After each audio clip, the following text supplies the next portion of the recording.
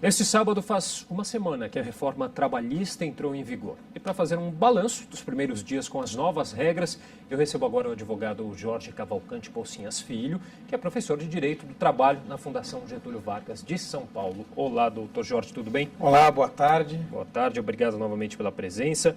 Bom, vamos lá, o governo alterou aí alguns pontos da reforma através de uma medida provisória, né, que foi publicada essa semana. Quais são aí os principais pontos que estão criando mais polêmica? Eu diria que o governo mexeu nos pontos mais polêmicos, discutidos durante o período de vacatio legis, né? A questão do trabalho intermitente, houveram uma série de modificações. Eu destacaria em particular a previsão anterior de multa para o trabalhador que se comprometesse com o exercício da função e não cumprisse o que havia sido combinado. A questão também do trabalho da gestante em condições de insalubridade grau médio, mediante atestado de médico particular. A questão também da parametrização do dano extrapatrimonial a partir do salário contratual, que a partir de agora vai ser modificado para que seja a partir efetivamente do teto do benefício do INSS. Então já não teria mais tanta diferença entre indenizações conforme a posição hierárquica dentro da empresa e o salário dos trabalhadores. Enfim, eu diria que as questões que geraram mais polêmica foram aquelas que acabaram sendo alteradas pela medida provisória, que de uma certa maneira suavizou significativamente algumas questões bastante controvertidas da lei, do texto original da lei. Mas essa medida provisória, ela não tem o peso da lei, né? Como que as empresas, como que funciona aí a relação com as empresas com essa medida provisória? Qual que é a previsão para que ela entre realmente na lei? Uma ótima pergunta. A medida provisória, ela tem eficácia imediata, mas ela está condicionada a uma ratificação posterior do parlamento. Então, de uma forma bastante simples para quem nos assiste, eu diria que as regras da medida provisória elas já estão vigentes, mas podem eventualmente, caso o parlamento não as aprove, deixar de viger no momento dessa análise, ou a partir dessa análise feita pelo Congresso Nacional. Agora, Jorge, algumas empresas aí conseguiram fazer um acordo para não colocar já em prática essas novas regras, né? Isso é legal? Como que funciona isso? Eu entendo que isso é possível, sim, que está dentro da autonomia coletiva dos particulares, da negociação entre entre sindicatos, e empregadores, tentar definir um marco mais suave para a adaptação das empresas a essas novas regras. Então, muitos sindicatos, de fato, procuraram empresas para, por exemplo, fazer com que permanecessem as homologações de rescisão sob a sua fiscalização, sob a sua custódia, pelo menos durante a vigência dessa norma coletiva atualmente em curso. Outras questões também pontualmente alteradas pela legislação. Há inclusive sindicatos que negociaram com empresas a impossibilidade de terceirizar a atividade fim, que foi modificada também agora pela reforma. Eu entendo que essa negociação é válida e que o resultado prático que ela oferece também. Até porque vai fazendo uma semana, né, que entrou em vigor aí essa nova reforma trabalhista. Na prática, só para o ano que vem, a gente pode dizer assim, o efeito prático que a gente vai começar a ver dessas mudanças? Eu diria para você que as questões mais delicadas e tormentosas levarão ainda um pouco mais de tempo. Acho que eu diria que uma sedimentação da interpretação pelo judiciário, pelos tribunais, possivelmente pelo próprio Tribunal Superior do Trabalho.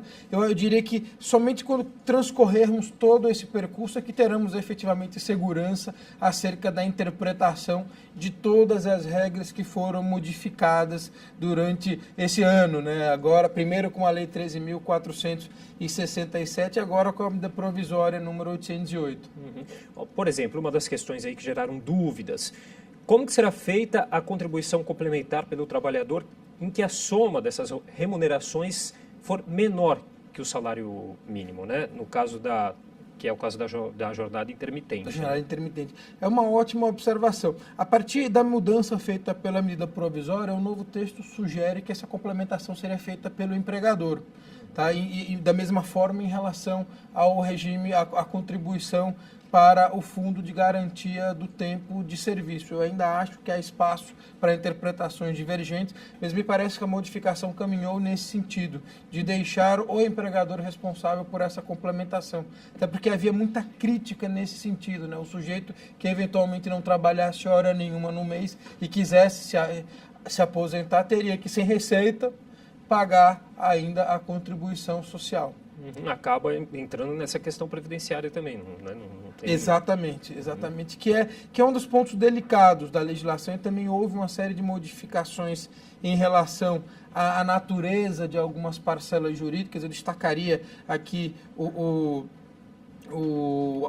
a ajuda de custo, né, e os prêmios, em que a medida provisória tentou ser um pouco mais clara em relação ao que será tributado, o que não será tributado e como ficarão essas questões. Agora, nesse começo aí, onde a gente ainda tem essas dúvidas, isso pode fazer com que aumente aí os casos de judicializações? Eu diria, eu tenho uma percepção que não, eu posso estar enganado, mas eu imagino que não. Eu acho que a legislação, ela caminhou no sentido de criar uma série de encarecimentos para a demanda e de imposições de uma litigiosidade mais responsável que tende a inibir, se não o ajuizamento de novas ações, mas com toda certeza o grande número de pedidos. Essas questões em relação a interpretações próprias desses novos institutos e dessas questões, eu imagino que num primeiro momento, antes mesmo da submissão ao judiciário, né, até porque como instituto novo deverão, o caso particularmente do trabalho intermitente, as contratações deverão começar agora e as discussões acerca do efeito dessa contratação devem levar ainda mais alguns meses. Eu imagino que seja possível ainda que alguns esclarecimentos por meio de portaria do Ministério do Trabalho e, enfim, a instrução normativa do Tribunal Superior do Trabalho e eventuais modificações na própria legislação possam esclarecer eventuais questionamentos antes que isso comece a se transformar em demandas judiciais. Só para a gente terminar, algumas questões também aí como o pagamento de encargos, como aviso prévio, férias, 13º salário, também precisarão ser revistas aí em um texto substitutivo da proposta? Eu acho que a medida provisória trouxe alguns esclarecimentos, ao deixar claro que essas parcelas serão calculadas de acordo com a média do que recebe o trabalhador intermitente. É lógico que tem alguns pontos que a lei poderia ter sido um pouco mais precisa e mais pontual. Por exemplo, ela fala que será com a lógica, a média dos meses, sem levar em consideração aqueles meses em que não houve trabalho. E aí o questionamento que eu fiquei ao ter contato inicial com a medida provisória é, mas como vai ser feita essa matemática? Assim, são 12 meses intercalando esse em que não houve trabalho, vai ser uma média de 10 meses, de 8 meses, vai esticar um pouco para os meses anteriores a esse período ou não? Então, algumas questões pontuais ainda deixam espaço para dúvida. Ser esclarecidas. Ainda precisariam ser esclarecidas, sim. Ok, queria agradecer, entrevistei aqui o advogado Jorge Cavalcante Bolsinhas Filho, professor de Direito do Trabalho da Fundação Getúlio Vargas, aqui de São Paulo. Doutor, muito obrigado. Eu que agradeço o convite, é sempre uma satisfação participar aqui na TV Câmara.